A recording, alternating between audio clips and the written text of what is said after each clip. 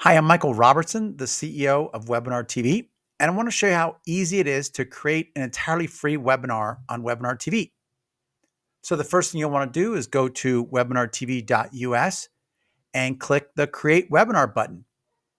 If you're not logged in, you'll be asked to log in either with a Google account or with a personal or work email. Once you're logged in, you're at the Create Webinar form. So you'll want to give your webinar a title. I'll call mine the Great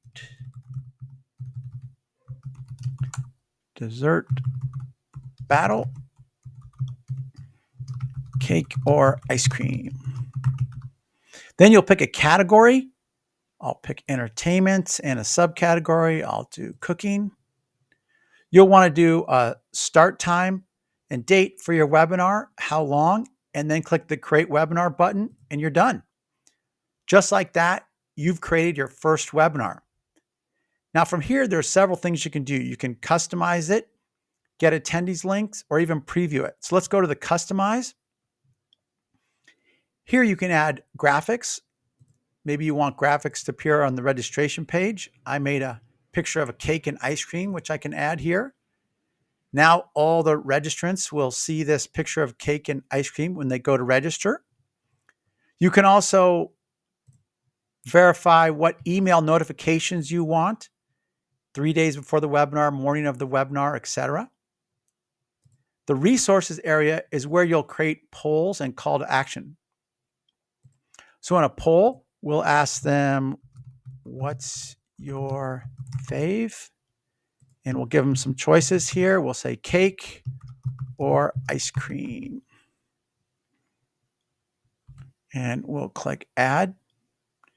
Now, anytime during the webinar, we can click a button and push this poll in front of all the users, collect votes, and then share the results with all the attendees. Another awesome feature is the call to action.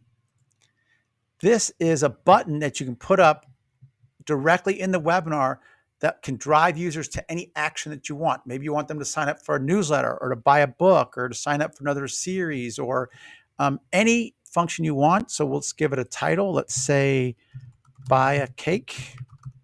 And you can put a URL in here that you want to go to when they click the button. We'll say thecakestore.com and buy a cake is the button text.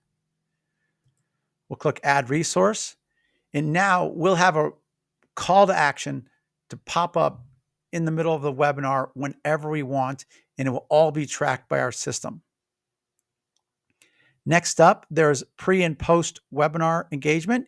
Here you can allow your attendees to chat amongst themselves before and after the webinar. Finally, adding presenters. If you want to have co-presenters, you can add their name and email. They'll get a link telling them how to sign up so that they can be a presenter on the webinar. The get attendees, this is the links that you use to invite attendees. So there's several that are customized for Facebook and X and LinkedIn, or you can use the generic one. If you scroll down, there's even an email template to send out to potential invitees. Finally, there's an analytics area. This is a fantastic area that gives you immediate data on how many registered people, if the webinars occurred, how many attended, how many people clicked on the call to action, what the chat history is, all sorts of awesome data about your webinar. That's it. From here, you can preview it here. This will give you a chance to play with the interface and make sure you understand, maybe set your custom backgrounds, that kind of thing. And when you're ready, click start and your webinar is ready to go.